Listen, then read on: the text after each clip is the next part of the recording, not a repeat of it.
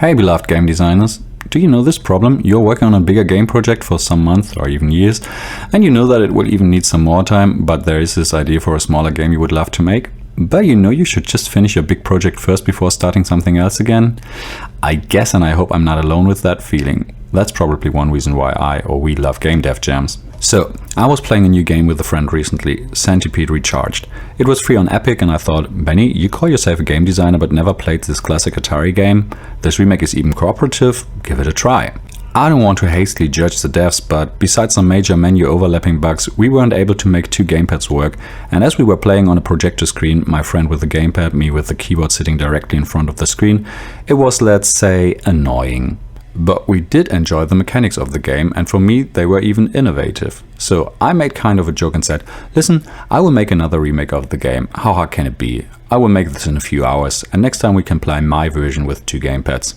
Yeah, and as I got a cold and just needed a little break from my all-day work, I really started developing this smaller project beside my main project, and as me and my girlfriend really enjoyed playing it, I invested some hours in the last week and feel like making it even more than a prototype.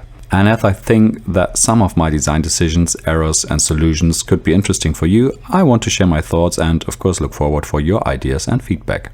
Here we go. I didn't want to step in the clone trap and just copy a game. I wanted to extract the enemy movement, which I think was a really cool idea from the original devs. The Zombiepede is moving from one side to another, and as it hits a mushroom, it moves down a little bit and changes direction.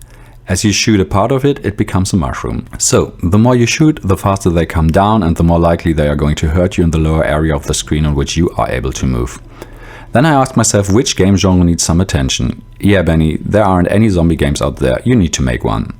Kidding, but zombies felt good for me because you can easily implement a lot of weapons to defeat them and people are ethically fine with killing zombies. So in my game, as you kill a zombie, they spawn a grave instead of a mushroom, which makes them move down.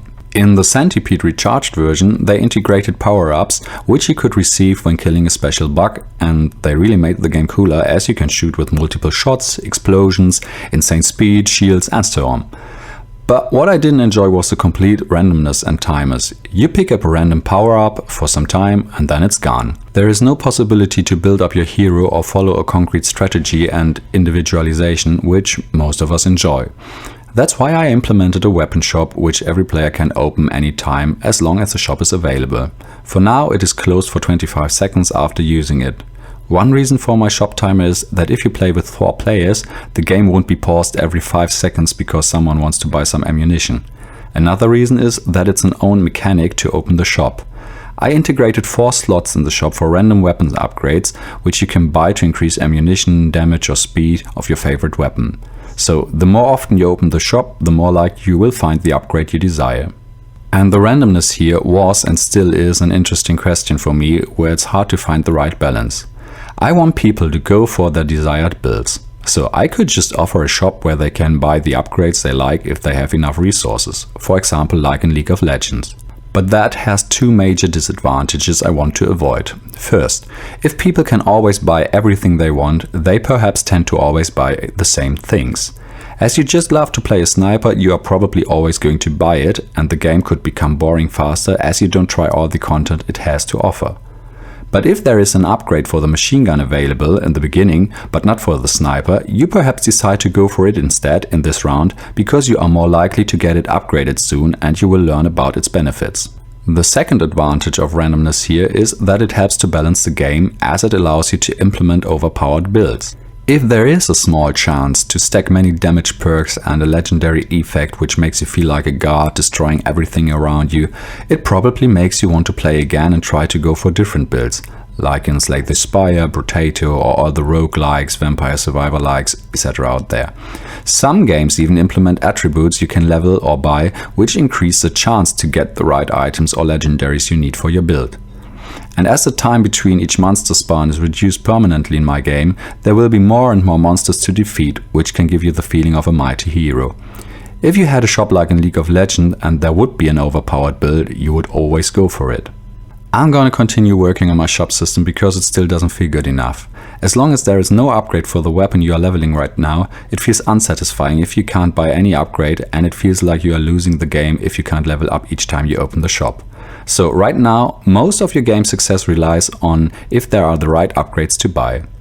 which of course is a problem all games have with such a random item model. If you want to go with that approach, I think it's important to find the right balance with items and difficulty, but furthermore to offer the player at least anything else they could buy, what perhaps isn't perfect for your desired build, but at least anything helping you to fight. Or gives you the feeling of, nah, I decide to save my money for a better item, which feels better than there is nothing I can buy because it's for another weapon. Or as mentioned, let them buy something what increases their chance to get the right items, give them some power to influence their strategy and don't feel like I just need to wait for the right thing. Let's have a look at the resources and the error I made. As you kill enemies, there will be gems spawning in your area which you collect to buy weapons. But as you have just one resource, it feels bad if you need to decide between buying ammunition for your weapon or upgrading your weapon to make it stronger. You could argue that decision making is good for games, but in this case I wasn't enjoying it because it always felt like there's no good decision, because you are short of ammunition or you are too weak later. Giving the player more resources even makes it pointless, so I decided to implement a new resource so that you can use blue gems to buy ammunition for your weapons and red gems to buy upgrades. So you still need to decide which weapon and which upgrade, but not between those two. And I think that designers should be careful with such decisions like multiple resources. If you compare Command & Conquer with one resource, Tribarium, to Age of Empires 2 with 4 resources, wood, food, gold and stone, you can ask if it is necessary to have 4 resources. You could even build everything from one. Sometimes we add complexity to a game, more resources or more rules to understand in this case, without adding more value. The less you have to explain, the better. If you start your game with trees around you, berries, a gold field and a stone field, and you just build workers and send them to 4 different resources, you are just doing the same stuff for the same thing with 4 different names. I know that the resources in Age of Empires aren't completely the same, and sometimes it is even good as in Anno. It's the purpose of the game to produce many different goods from different resources, but in my game I made another mistake in the beginning. I thought, okay, here it is a good reason for its second resource, that players don't feel bad about spending it for weapon upgrades or ammunition. But the gathering process was the same, like sending workers to a gold and a stone field next to each other. I made a rare red zombie dropping red gems, so my gaming mechanics were completely the same and I was just shooting enemies as they moved down. That's why I was searching a different mechanic to collect the other resource and create more death. And I had the same problem with turrets and mines. You didn't want to spend your blue gems for them as weapons are more efficient. So I added a yellow gem and afterwards it felt great to even get more stuff that helps you in the battle. My solution for other resource gathering mechanics were enemies that just pass the battlefield without changing directions and which even leave when you don't hit them.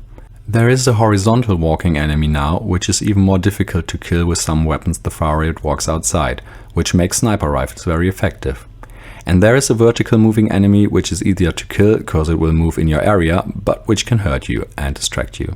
Now it feels completely different to earn the 3 different resources, and it influences your decision making during the game, which you wouldn't have if you just kill everything because it will kill you otherwise when it reaches your area.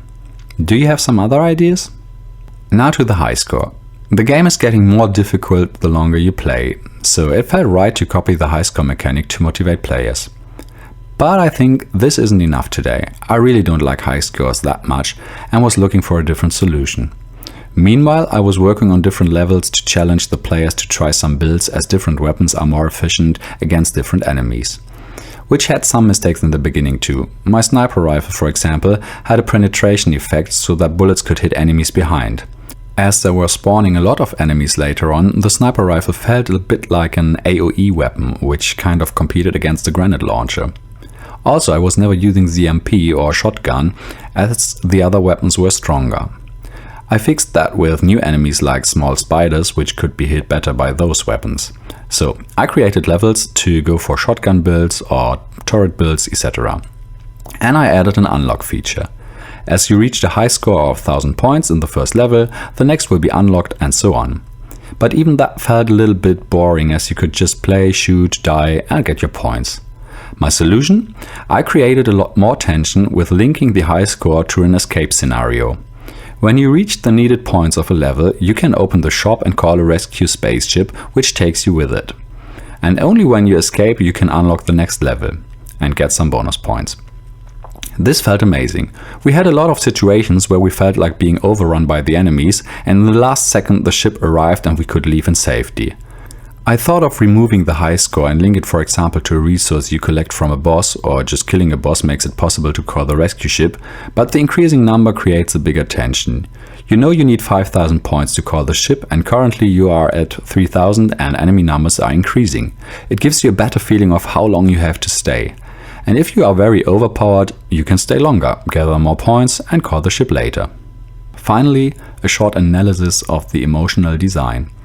As I said, the tension of the rescue ship feels great, and nevertheless you have a high score and different builds which support the replayability, the let's try if I'm even stronger with another weapon feeling.